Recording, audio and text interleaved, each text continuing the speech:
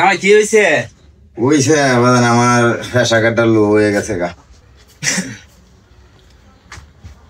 আম্মা আমি যাই গে, আপনারা মেয়েরা 2 দিন পরে পাঠাই দিন, যাইতেছি গে। আর আপনারাও বেড়াইন সবাই। আসসালামু আলাইকুম। ওয়ালাইকুম আসসালাম। ভাই আসো, এই যে ইয়া। টিয়াতে দিছলা দেখো মাছটা। আচ্ছা ঠিক আছে। মাছটা কিন্তু তুমি বড় চলো। আচ্ছা আচ্ছা। বাতি হয়েছে একদম, বাতি মাছ নেই। হ্যাঁ আমার তো সরে দাদা হোল মাছের টিয়া দিছে, হোল মাছ আনছে, তাহলে তো হোল মাছটা খাই যাইতেই হচ্ছে রাখ। যাইতেছি আবার হোল মাছটা খাই যাম। ওই আমার ফেসা কাটা স্লো হয়ে গেছে, আমি একটু পরে যাইতেই বুঝি, শরীরটা ঠিক করে যাইতেই গো। কামাই কি হয়েছে? হইছে বাদান আমার ফেসা কাটা লো হয়ে গেছে গা। আরে তো সমস্যা বিরাট, হ্যাঁ? সমস্যা, একটু পরে যাই, একটু পরে যাই। ডাক্তার লাগবে কি জামাই? ডাক্তার লাগবে না, শরীরটা একটু ঠান্ডা করে যায় গেলে। ওরে হোলটা আনাইছে, হোলটা খাইতি রাখ, দেখি কি করা যায়। হোল কায়াম, হোল মাছ কায়াম,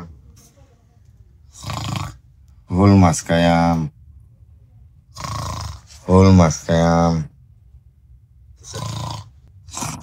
তোর বাচ্চা স্যার ফুকটিতে হল দেন।